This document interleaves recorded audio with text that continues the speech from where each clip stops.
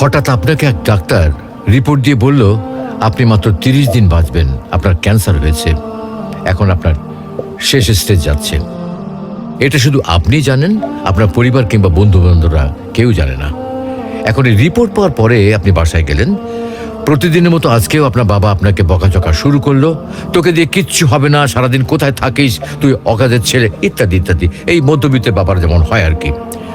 তখন কি প্রতিদিনের মতো আজও আপনি তর্ক করা শুরু করবেন, নাকি প্রাণ ভরে বাবার বকাগুলো শেষবারের মতো আরেকবার শুনে নেবেন? হঠাৎ আপনার মা এসে আপনাকে বলল, নে বাবা ভাতটা খেয়ে নে।